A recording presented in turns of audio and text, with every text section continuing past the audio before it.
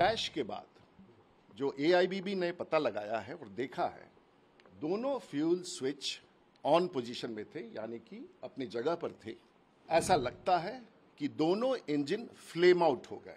Flame out का मतलब होता है, रिपोर्ट में यह भी दिया गया है कि एक इंजन वापस स्टार्ट होने लगा है और दूसरा इंजन स्टार्ट होते होते उसे कुछ वक्त लग रहा था। उसमें जो तथ्य उभर के आ रहे हैं कि जो फ्यूल इंजेक्शन होता है वो बंद हो गया और फिर वापस कप्तान ने उसको चालू करने का अपने हुनर से, कैप्टन सब्रवाल ने और को पायलट ने, जो दूसरे सह कप्तान थे, उन्होंने अपने हुनर से उस वर्षों के अनुभव का उपयोग करते हुए इंजन को फिर से रीलाइट करने का कोशिश किया है। विमान के साथ क्या हुआ है और कैसे हुआ, क्यों हुआ है, इसका उत्तर शायद आगे के इन्वेस्टिगेशन में पता चले। सबसे पहले तो मैं आभार व्यक्त करना चाहूंगा भारत की सरकार का और नागरिक विमानन मंत्रालय का और AIBB का, जिसने अपनी प्रारंभिक प्रतिवेदन देश के समक्ष और दुनिया के समक्ष रख दिया है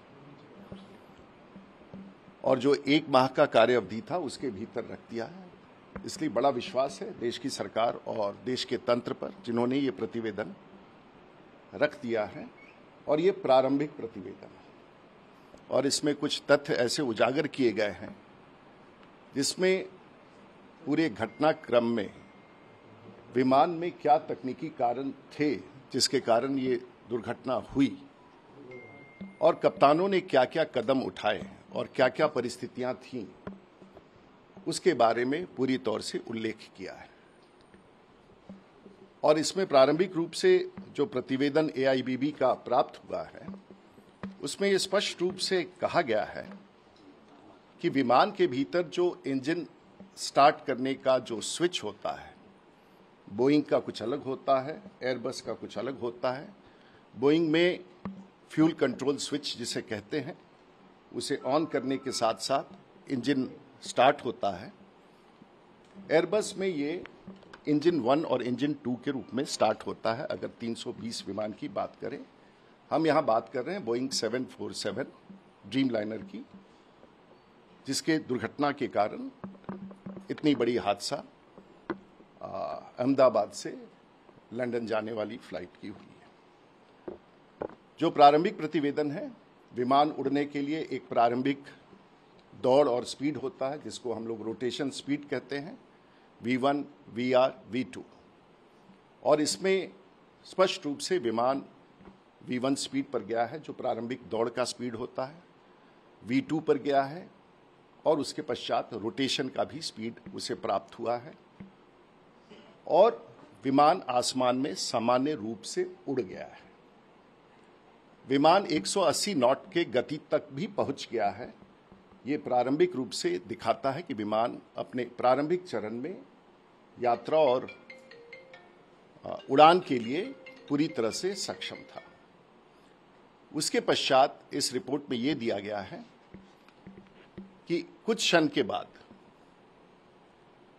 कप्तान, और इसमें मैं फिर स्पष्ट करना चाहूंगा कि इस विमान में जो प्रतिवेदन में दिया गया है,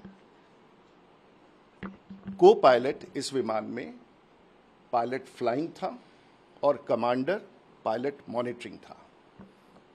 स्पष्ट रूप से यह आपको समझना होगा, दोनों कप्तानों की उड़ाने की क्षमता बराबर होती है।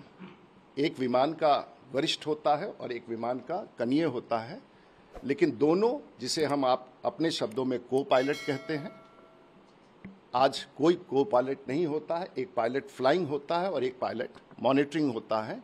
इस समय जो कनीय कप्तान था वो पायलट फ्लाइंग था और उससे भी बड़ी जिम्मेवारी होती है पायलट मॉनिटरिंग। इस प्रतिवेदन के अनुसार कैप्टन सब्रवाल पायलट मॉनिटरिंग थे। टेक ऑफ पायलट फ्लाइंग यानी कि को पायलट के पास था, जो सामान्य रूप से प्रत्येक दिन हर विमान में होता है। एक सेक्टर में एक व्यक्ति पायलट फ्लाइंग होता है और दूसरे सेक्टर में दूसरा व्यक्ति पायलट फ्लाइंग होता है। ये प्रशिक्षण के दृष्टिकोण से मान्य है और ये विषय कई बार इसमें उठ सकता है कि आप ये कहेंगे कि पायलट, छोटा पायलट क्यों उड़ा रहा था। इस तथ्य को हमेशा के लिए आप खत्म कर दें। दोनों विमान कप्तानों की क्षमता बराबर होती है उड़ान भरने के लिए। इसमें जो तथ्य आए हैं, जो फ्यूल कंट्रोल स्विच है क्रैश के बाद जो AIBB ने पता लगाया है और देखा है, दोनों फ्यूल स्विच ऑन पोजीशन में थे, यानी कि अपनी जगह पर थे जहां उन्हें होना चाहिए विमान चलाने के लिए। लेकिन कुछ तथ्य उसके प्रारंभिक तौर पर हैं जो इस बात को इंडिकेट करता है कि पायलट ने अपने इंजन के पावर को कम होते हुए देखा है। मैं फिर से दोहरा दूंगा कि पायलट उड़ान भरने के समय कप्तानों ने इंजन की पावर को कम होते हुए देखा है और रिपोर्ट में इसे फ्यूल से इसे तेल से जोड़ा गया है जो इंजन स्टार्ट करने में होता है। जब ऐसी कोई परिस्थिति होती है तो दो संभावनाएं, ऐसा लगता है कि दोनों इंजन फ्लेम आउट हो गए। फ्लेम आउट का मतलब होता है, वैमानिक शब्दों में उसे फ्लेम आउट कहते हैं, लेकिन सामान्य शब्दों में इसे कहते हैं कि इंजन बंद हो गया।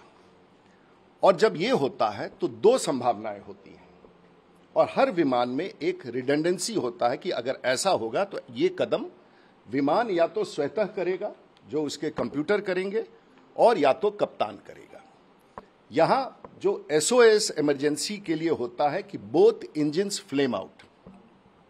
हम फिर से आपको रिपीट करेंगे, दोनों इंजन जब बंद होते हैं तो बोइंग में कप्तानों का मेमोरी आइटम होता है, बहुत कम समय होता है, वो सिर्फ याददाश्त से किया जाता है और इसका प्रशिक्षण लगातार किया जाता है।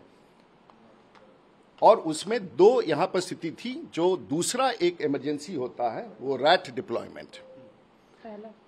पहला है कि जब मेमोरी आइटम, उसमें यह करना होता है बोइंग में, एयरबस में ये नहीं करना पड़ता। एयरबस में ये अपने आप होता है। बोइंग में with in fraction of a second कप्तान को जब लगता है कि मेरा इंजन फ्लेम आउट हुआ, वो दोनों स्विच को ऑफ करता है और वापस फिर ऑन करता है। तो उसी समय जो उसका कंप्यूटर है वो इस कमांड को लेता है और फिर से इंजन स्टार्ट करने लगता है।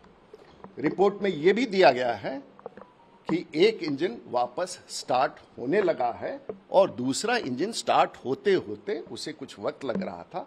तो यह स्पष्ट है कि फिर से इंजन फ्लेम आउट के बाद फिर से इंजन स्टार्ट होने लगा है और कप्तान ने उस प्रयास को स्विच ऑफ करके ऑन तुरंत किया, जो with in fraction of a second उसने किया है, और ये इंजन स्टार्ट हुआ। लेकिन तब तक इंजन का पावर इतना कम हो गया था और सामने में, क्योंकि ये तो बड़ा सवाल है आने वाले दिनों में कि एयरपोर्ट के सामने भवनों के निर्माण पर जो ये चर्चा है उसको हम अलग से लेंगे, और उसके बाद उसने नियंत्रण खो दिया है। मेडे मेडे मेडे, यानी कि मैं अब मेरी अंतिम प्रयास है, मैं मौत से जूझ रहा हूं, और अंतिम संवाद करके वो विमान क्रैश कर गया है। तो सिर्फ दो तथ्य, इंजन फ्लेम आउट हुआ है, ये तथ्य इसमें दिया गया, यानी कि टेक ऑफ के समय इंजन फ्लेम आउट हो गया। जो सामान्य रूप से प्रतिवेदन में दिया गया है कि 2018 में, उसका भी इंटरप्रिटेशन आपको समझना होगा। 2018 में FAA उसने एक डायरेक्टिव इशू किया था कि जो स्विच उठा करके हम लोग ऑन करते हैं ये कई बार अपने आप से वापस लौट जाता है, जो डिटेंट कहते हैं। उस स्विच को उठा करके हम ऑन करते हैं तो दोनों इंजन, ऐसा हो सकता है। एक एडवाइजरी था, लेकिन वो एक ऐसा एडवाइजरी था जो सामान्य रूप से उसकी कोई जरूरत नहीं थी कि उसमें कोई सुधार की जाए, ऐसा मानना। तो नंबर एक तथ्य यह है कि विमान उड़ा है, दोनों इंजन पूरी ताकत के साथ उड़े हैं, और उसके पश्चात इंजन के दोनों इंजन बंद हुए हैं, फ्लेम आउट किए हैं।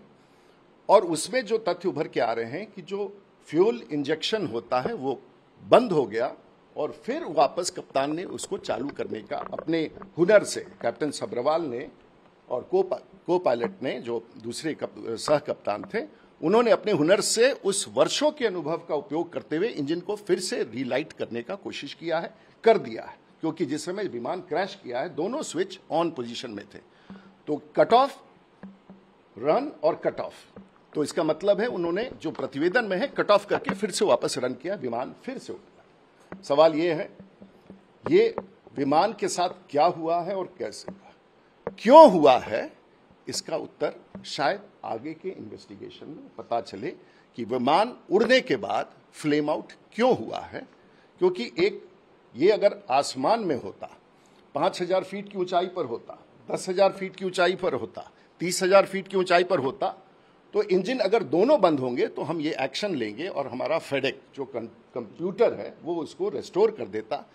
लेकिन इस 400 फीट में जब तक कप्तान उसे देखे, इंजन स्टॉल का इंडिकेशंस आए, इंजन स्पूल डाउन करे और उसके बाद वो देख के प्रयास करे, तो शायद ये ऊंचाई नहीं है।